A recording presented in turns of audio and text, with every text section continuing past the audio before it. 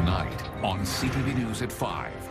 Everything went up, and it's very, very hard to keep up. Empty tables this time of year hits restaurants hard as costs climb and customers cut back. I mean, a lot of us miss the moments, and really, that's what I find them doing down here is capturing the moments. On the boardwalk, a local photographer documents daily life on a Halifax pier. We are a country, when it comes to this tournament, that is either interested in gold or nothing. You win some, you lose some. Disappointed fans lament a devastating loss at the World Juniors. It's another very cold night ahead for the region, but temperatures will climb a bit moving through the week. Live from the Maritimes News Center, this is CTV News at 5. Good evening and welcome to CTV News at 5. I'm Maria Panopoulos. Happy New Year, everybody. Thank you so much for joining us. First at 5 tonight, restaurant reservations. Food costs are up and customers are down, and that has a lot of local eateries bracing for a tough month ahead and worrying about staying afloat through the winter. CTV's Vanessa Wright met with one entrepreneur who knows the struggle far too well. Hi, Vanessa. Hi there, Maria. That's exactly right. Unfortunately, those factors are leading more restaurants to consider closing their doors for good. It's a reality that could stick around in 2026. When Daniela Alonso opened up Taquitos Mexican restaurant 2 years ago, the plan was to make her family's authentic recipes a long-lasting staple in the community. I started it because I wanted to share my culture. The restaurant was an initial success, but recently the cost of food and operations has brought the business to the brink of closure.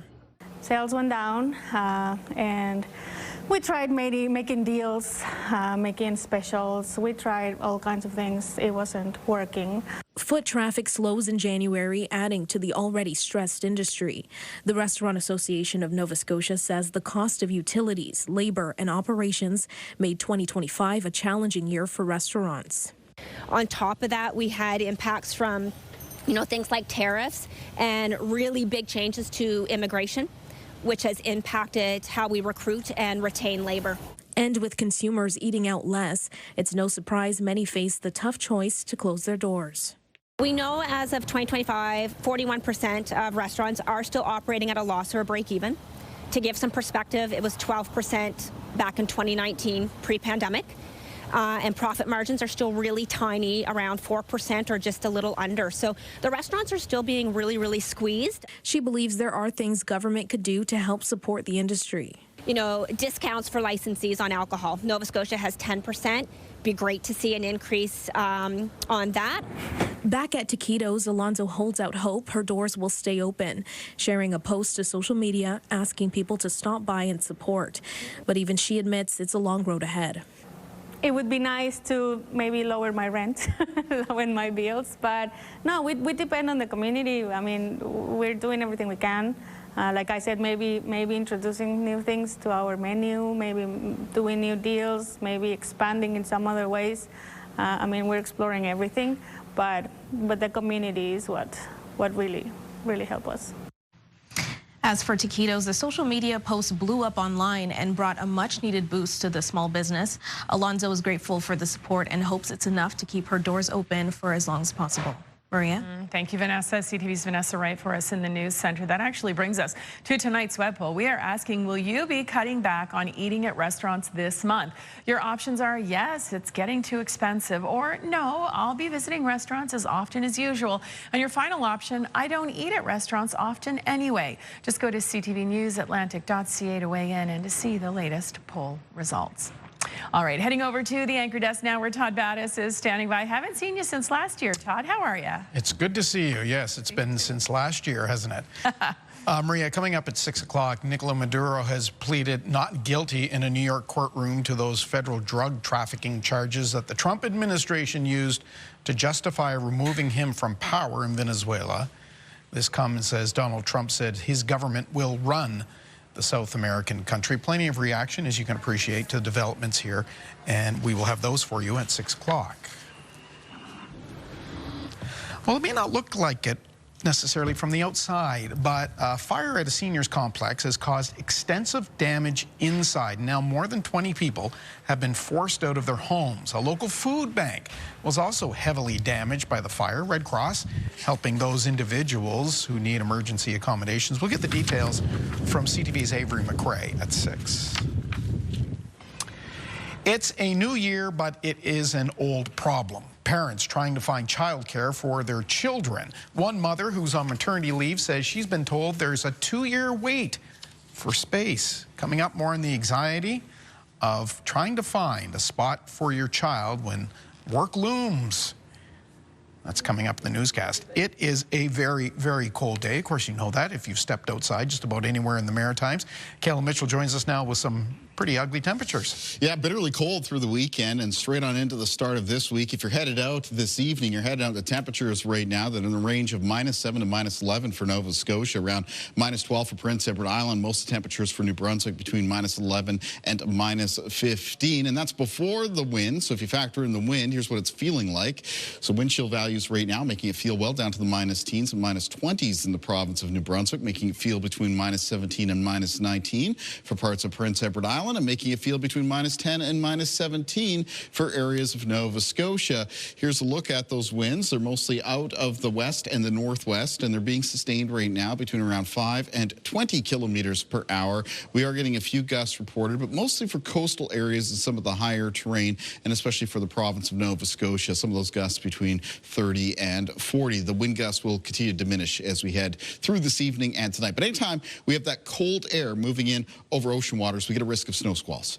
And there's a snow squall watch in effect for parts of Inverness and Victoria counties in Cape Breton that is extending on into this evening, though the risk of snow squalls will be diminishing as we make our way through the night. Parts of the north shore of mainland Nova Scotia as well experience some snow squalls for today. Here's a video that was sent in by TM Boyce from St. Andrews area. It's near Antigonish, Nova Scotia, and you can see that snow squall on the go, reducing visibility in that area. I will have more in the forecast, including how long this cold snap's going to last when I'm back a little bit later on. Maria.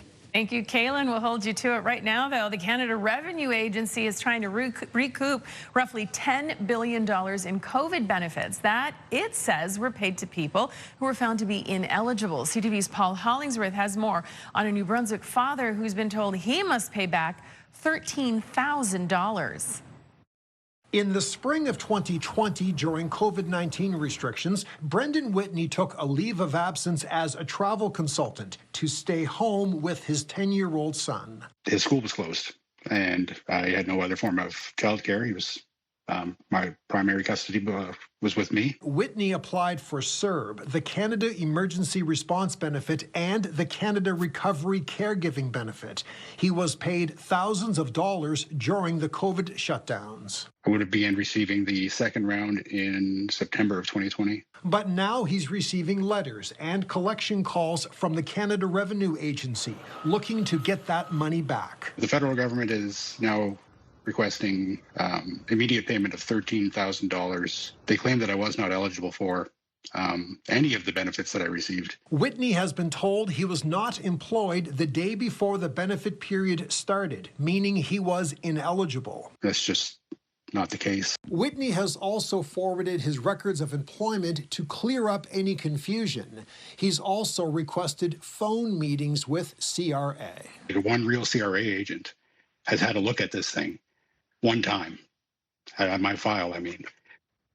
And the rest of it's been automated. According to this accountant, Whitney should be braced for a long and thorough process. This man needs somebody working with him. He shouldn't be doing this by himself. A lawyer, a tax lawyer, an accountant, anybody. Whitney says the stress over this situation has been mounting daily. It doesn't make you feel very good about yourself being treated as if you're lying to them and that you did something wrong when in fact all you did was apply for a benefit that you checked all the boxes for. He calls the process unfair and says he's done nothing wrong. CTV has reached out to the CRA multiple times, but the agency did not provide a response by our deadline. Paul Hollingsworth, CTV News, Halifax. Certainly a stressful situation. Thank you, Paul, for that story. We're going to take our first break here on CTV News at 5. Stay with us, though. Here's a preview of what's coming up next. Hi, my name's Shane. Coming up, you'll hear about the On Halifax Pier project. My walking in the waterfront every day.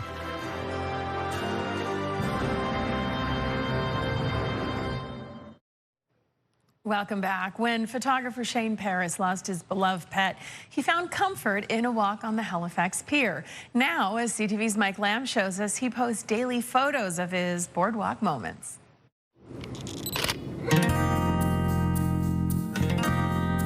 My name's Shane Paris. I call myself the man on the pier, I guess. I started doing the On Halifax Pier project 5 years ago. I came out, it was COVID time, so we all remember that. And we weren't allowed to go anywhere or do anything, so started doing my walks, more so for my health. Fortunately, I lost my dog during COVID, and anybody who's lost a pet, you know what it's like the next day. You're lost, right? So I decided to go for a walk. Came out to the top of the hill. Somebody at Nova Scotia Power asked me, "Where's your little friend?" So one question you don't want. So I said, you know, unfortunately, I lost her, and turned around, you know, the tear in your eye, and all of a sudden, directly over here at Sand and Salters, there was a rainbow that shot directly from the sands all the way over towards Waterfront Place, where I was living at the time when we got her. So kind of told me I had to keep walking, keep shooting. So it turned into 5 years of photos, basically, and 5 years of shooting.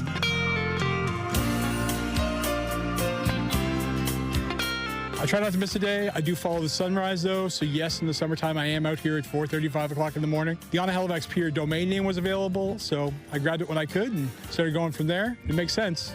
That's where I shoot, is every day is out here. There's a man on a pier where the morning meets the sea. When you look around, I mean, we've got this. And sunrises down here, honestly, some of the best in the world, but getting out here, getting up for sunrise, it starts the day. Now I can't even imagine. If I got up and don't come out for a walk, I mean, just like everybody from a mental health perspective, physically and mentally, that's why I shoot pretty much every day. We all have New Year's resolutions to get ourselves in shape, basically, so going for a walk is the easiest thing you could do. The Halifax waterfront is a great place to walk, and yes, there are still things open down here. Do make sure you dress appropriately, though, if you're coming down. There's nothing better than coming for a walk on the waterfront. I mean, everybody should try it, and everybody should do it.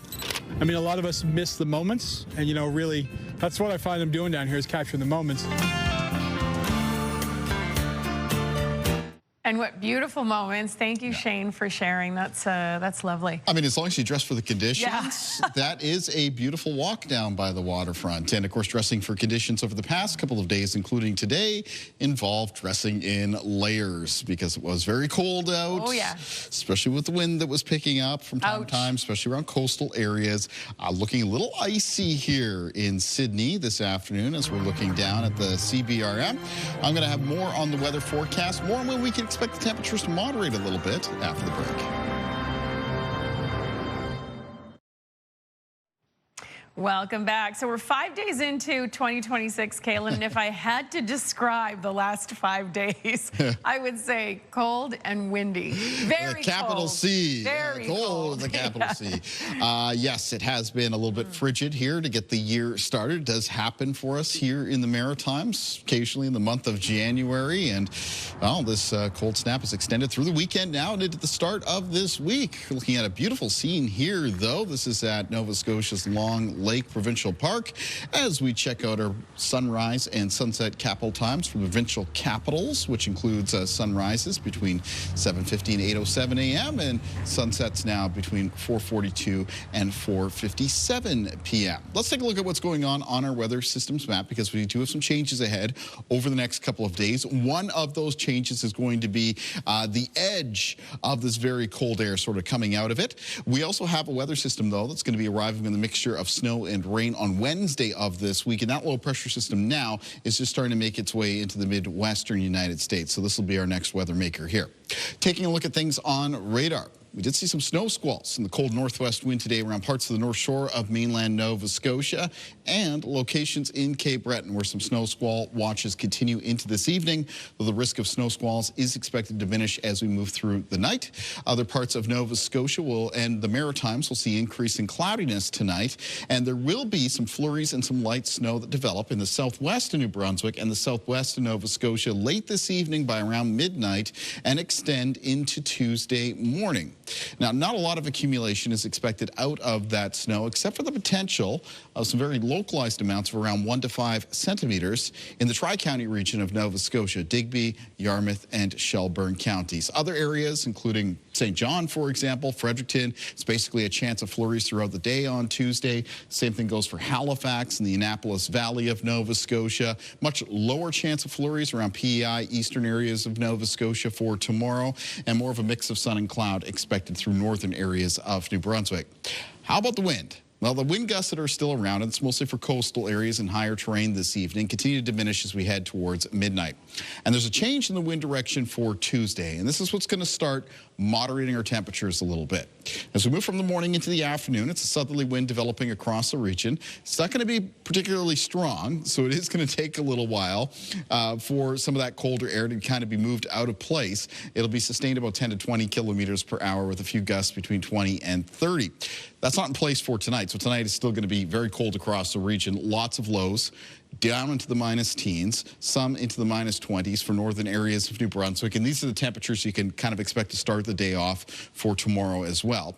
And then in the forecast for tomorrow for the high temperatures, remaining cold, not as cold as the last couple of days, but cold nonetheless through northern areas of New Brunswick with the high temperatures between minus 9 and minus 12. Other parts of the Maritimes, though, late in the afternoon, a lot of the temperatures coming up into a range of a few degrees below, and in some cases, a few degrees above the freezing mark. That's especially the case in western areas of Nova Scotia. And this trend towards milder temperatures continues into Wednesday's forecast. And that's because the next low pressure system moving in, much of the Maritimes ends up on the slightly milder and rainy side of it. Now, in general, Nova Scotia, parts of the south of New Brunswick and Prince Edward Island will pick up around 5 to 15 millimeters of rain out of that weather system as it moves through, with high temperatures mostly in the range of around 2 to 6 degrees. Now, northern areas of New Brunswick likely to see snow out of that weather system and maybe as much as 5 to 15 centimeters. Now, on Thursday, we're in behind that weather system. Temperatures slightly milder for this far into January, with highs mostly in the range of 0 to 3 degrees and a mix of sun and cloud expected. Let's take a look at a weather watcher for tonight. And tonight's weather watcher is coming in from 6-year-old Xavier Shaw from St. George, New Brunswick. Xavier has sent us a drawing of Santa being guided through the fog by Rudolph. Thank you, Xavier. And weather watchers can come in to CTV Weather Watchers, P.O. Box 1653, Halifax, Nova Scotia, B3J2Z4, or email kaylin.mitchell@bellmedia.ca. Maria. Thank you very much, Kaylin. So there are a lot more kids running around at Hatfield Farm these days. CTV's Mike Lamb now takes us to Hammonds Plains, Nova Scotia, where they experienced a bit of a baby boom over the holidays.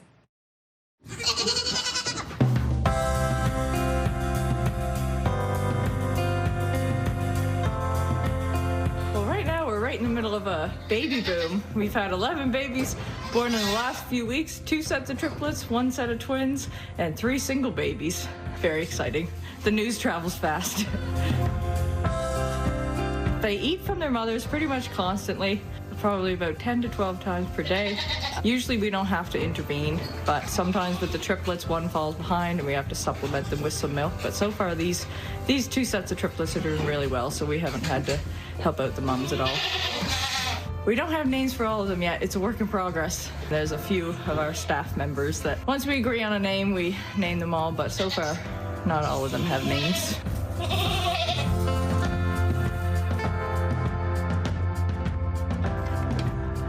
We're open 7 days a week, 10 to 5, closed on Tuesdays, and you can come right in and see all these new babies. Oh my, how very cute. Nice new beginning there. All right, we're going to take a little break here on CTV News at 5. Here's a preview of our next story. I'm Ryan McDonald. Tonight at the CTV News at 5, here and across the country, people are reacting to another Canadian loss at the World Junior Hockey Championship at the hands of the Czechs. However, coming up soon, there will be more opportunities to cheer on the red and white, both here at home and on the Olympic stage. The story's coming up. Welcome back. So it's been a disappointing day for Canadian hockey fans after another elimination at the World Juniors. But as CTV's Ryan McDonald shows us, a couple of chances at on-ice redemption are just around the corner. Feeds it in for Curran moving in. Curran with a chance. Rebound, loses, but they score! For the third straight year, Canada's gold medal hopes at the World Junior Hockey Championship have been dashed at the hands of Czechia. Well, obviously, it's a disappointment for hockey fans in Canada, but the reality is now, I mean, the world has caught up and, you know, we don't dominate like we once did. For years, domination at the World Juniors, or at least expecting to dominate, has been a national holiday tradition. Anything less, and Canadian fans have long found it difficult to digest. Unfortunately, we are a country when it comes to this tournament that is either interested in gold or nothing. Joshua walks in,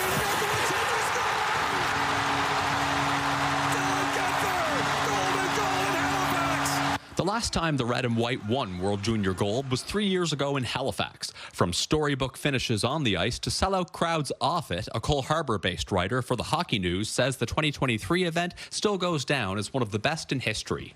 That's a lifetime worth of memories packed within 2 weeks, and anybody who was in the building will never forget it. Now, of course, there will be ample opportunity for that patriotic fever to heat up once again next month when the Olympics begin and Team Canada features Sidney Crosby, Nathan McKinnon, and Brad Marchand. And here in Cape Breton, people will have the chance to wave the red and white in the stands even sooner than that. It was hard to believe that we're only days away now from the World Women's Under-18 Hockey Championships. The puck drops on that tournament Saturday in Sydney and Membertou, and with 3 Maritimers on the Canadian team, plus Sid, Nate, and Brad at the Olympics in February, organizers of the Under-18 event here say it could be a big winter for national and regional pride. It's great for hockey in Nova Scotia, and it's great for the country to be able to wrap yourself in the flag for a bit. For now, Canada's World Junior team faces Finland this evening for bronze, looking to bring home their first medal of any color since that gold on maritime soil 3 years ago. Ryan McDonald, CTV News, Sydney. Thank you, Ryan. I was watching that game last night. It was really just an emotional roller coaster, up and down, up and down. The ending was disappointing. Yeah. They played a good game, so did Czechia, though. And I'll be cheering them on tonight. Hope they bring home that bronze medal. Let's face it, it's just a lot more parity in international hockey nowadays. It's harder and harder. Yeah. Harder and harder. It's a good night to stay in and watch a hockey game because it's going to be chilly out there. Sure will be. And coming up CTV News at 6, I'll have more on this cold snap, when it's going to end, as well as more on that weather system arriving on Wednesday, bringing the region a mixture of snow and rain. Okay, well, thank you, Kaylin. We'll see you and Todd and Katie at 6 o'clock. I'll see you tomorrow. Have a good night, everyone.